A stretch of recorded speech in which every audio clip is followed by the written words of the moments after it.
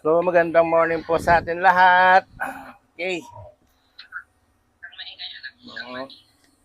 Para sa YouTube channel din po natin, sa mga viewer natin dyan, pati na rin po kay Kuya, pangalan kasi ni Kuya, si Jomar Balaroso ng Cagayan. Kuya, no? Lalo Cagayan. Okay. Magandang morning po sa atin lahat. YouTube at sa Messenger live po kami ni Kuya Jomar. Anyway, ito po, may padala siya na isang ignition coil na brand, saka may oil seal din siya. Ito rin po yung pinadala niyang distributor na pang Toyota GLI. Anong kwento nito, kuya? Gumagana pa? Gumaandar pa to, kuya? Hindi na. Gumagana pa? Hello, boss? Bigla lumabuhan tayo signal. Kaya na, maganda yung signal ah.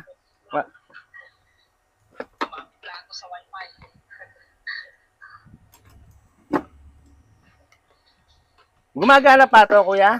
Bubuksan ko na ah. Gumagana pa, hindi na. Gumagana naman, pumapalyado siya eh. Pag maabot na ng mga 4,000, pumapalyado siya eh. 4,000 RPM? Oo. Pero one click siya.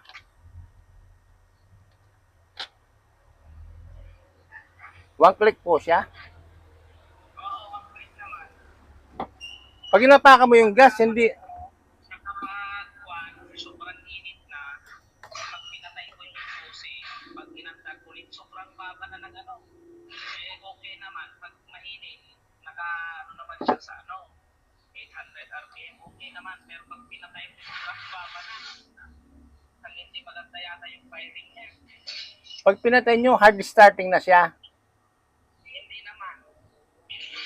Dati gusto pa napalitan ng battery. Pag mainit, pag tinigil mo, ayaw nang umandar. Pero pag 5 click mo na, aandar naman. Pero pag malamig, magdamag na siya, one click sa umaga. Okay naman, may stop naman ka. Pag umaga, one click siya. Pero nung kalaunan na medyo parang nahihirapan na siyang mag-start eh. Kumari nakatakbo tayo ng 10 kilometer, pag pinatay mo na, pag in-start mo, ayaw na. Ganon. Ayaw na noon. Okay. Hindi pa na palitan ng battery. Pero pag napalitan ko na, okay na naman, okay na siya. Kaya lang pinacheck ko na lang, kasama na yung paggawa ng oil seal niya. Wala namang Bali, check ko na din yung firing niya kung okay, kaya ako na lang pinadala para mas sigurado. opo, bali dadiagnose lang muna natin, kuya, kasi gumagana. Kalimitan ng pinapadala dito, kuya, ala na talaga. Ano? Pero may nakita akong oil seal. Nakita ko yung oil seal mo, papalitan natin to. Tatrabahuin din natin. May tagas siya, no? O, sige. Kung wala akong makita, kuya, kung wala akong makita sa diagnose ko, oil seal lang tayo, ano? O, sige. Pangako ko, mawawala yung sipon niya. Oo. Ngayon, diagnose. O, medyo mahapdi yung kwento niya, kuya. Gumagana pala. Kaya naitanong ko, mukhang medyo mahapdi itong yung distributor mo. Gumagana pala siya. Okay. May mga kalimitan pinapadala, ala na eh. Kaya natutumbok ko kagad yung problema nun eh. Talagang na yun, dead set na ang tawag dun eh. Ito eh, buhay pa pala. Teka lang, diagnose ko na siya. Unahin natin tong coil mo. Ito.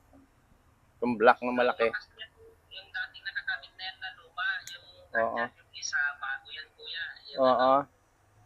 Kaya lang nung ikinabit ko, mga 2 linggo siguro nagamit hindi na may start. Kaya binalik ko yung luma. Oo. Umi-start naman. Kaya patest ko rin yan kung okay pa yan ano, ignition coil yan, IC na tatak Oo. yan. Oo. Bago pa yan. Oo. Ngayon, umpisahan natin sa ignition coil. Dito tayo. Tingnan natin. Power on. Start. Gumagana. 3,000 RPM. Nasa 3,000 tayo. Makikita naman sa YouTube yan. Kung saan umaabot yung RPM natin. Kitang-kita yan. Ngayon, active tong coil. Stretch nga natin. Kita ba?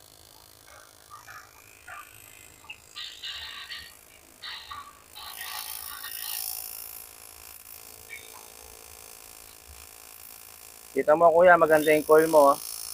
Haba. Walang palya. Maganda yung coil niya. Punta tayo ng firing 1.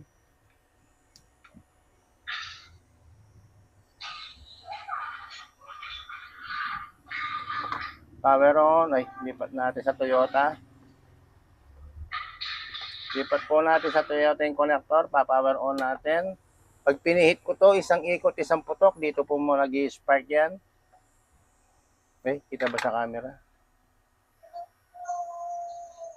Dito mag-i-spark, kuya. Single fire. Isang ikot. Boom. Meron din ang firing 1. Meron siya. Madidinig naman natin yung spark niya. Okay, tawid tayo sa firing 4.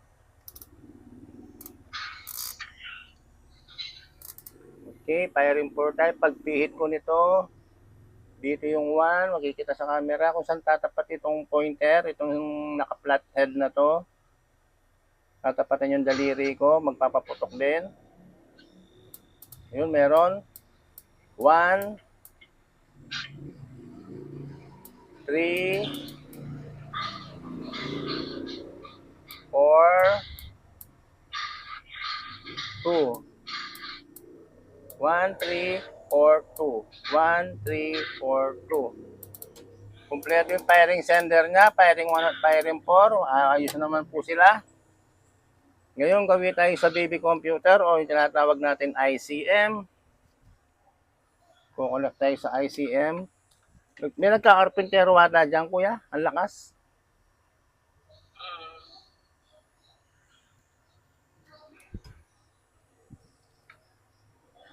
Sa baby computer tayo or ICM. Dito pa rin ang tingin. Lipat tayo. Dito tayo magko-connect. Kita ba? Tatasan ko na lang ang kamay ko. Okay. Power on. Manual natin. Tatakbuhin natin. Meron pa rin siya. Ito may output din. One click na. 3,000 RPM pa rin tayo. Kita sa YouTube yan. Connected po siya. Tanggalin natin ito. Magka-cut po yan. Disconnection. Balik natin. Umaabot ng 4,000 yung RPM parang pumalyado sa paminsan-minsan ano. 4,000 natin. I-adjust ko siya. Makikita mo sa YouTube to, kuya, pag in-upload ko. Pag pinasobra ko na ng 4,500, ha? Naka 4,500 yun. 5,000 na. Ayun, 5,500. Naka 5,500 RPM tayo. Tignan natin yung spark niya dito. Kulay puti. Dapat ang RPM nito, kuya, maglalaro ng up and down yan. Napaka-steady nyo. 1,000 natin. Tignan natin. Baba natin ng 1,000. Kitang-kita po sa YouTube yan. Patingin. Okay, kitang-kita sa YouTube yan pag na-upload po natin. Anyway po, inuulit ko, ito pong distributor na Toyota GLI. Ito po ay padala ni Kuya Jomar Baloroso ng Cagayan. Okay. Ngayon po, nasa 1,000 RPM tayo.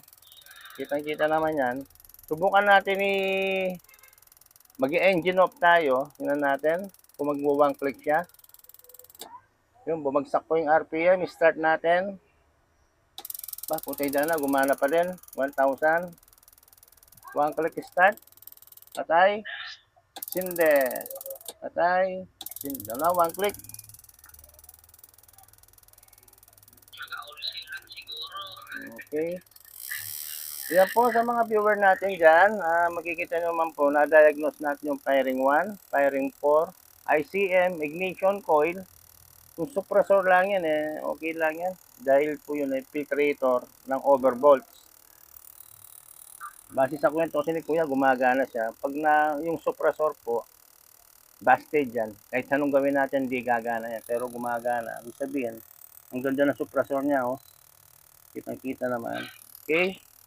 Anyway, yung po nakita natin diagnose sa GLI, Toyota GLI, na individual po nating hinanap ang problema.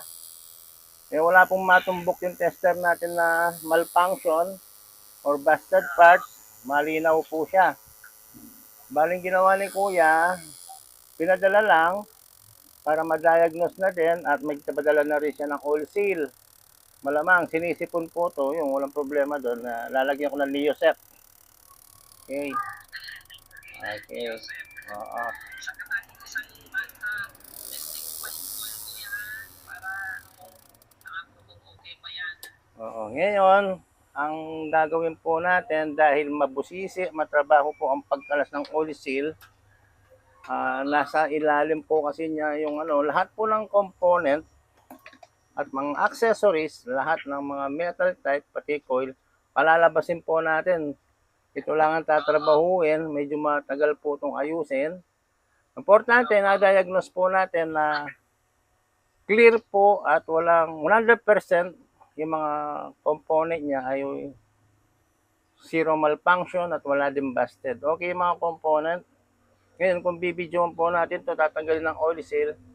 Mahabang oras po siya. Yan, talag pag matapos. Mm-hmm. Pero okay naman yung all seal, yung kasi pinili ko sa online yan. Ay, ito kuya. Tignan ko kung kanomero niya kasi ang number po nito para sa mga viewer din. Para sa mga viewer din po natin, ang value part number ng oil seal natin ng Toyota GLI ay 10.20.5. Tatlong numero po yan. 10.20.5. Yan pa. 10.25. Yan. Pwede tayaan sa wetting yun. 10.25. Wetting ba yun o loto? Ayan po at malamang hanggang dito na lang po yung video natin dahil magkakalas lang po tayo ng oil seal. Huwag niyong problemahin kung hindi ko na pakikita kung paano ko kakalas. May mga video na po tayo naka-upload dyan, mga nauna pang GLI, kung paano ko sila pinagkakalas. Kung gusto niyo malaman kung paano magkalas ng oil seal, may video na rin po tayo nakagawa niya. Pero hindi kay Kuya, hindi ko na pakikita dahil parang uulit lang yung video natin sa iba.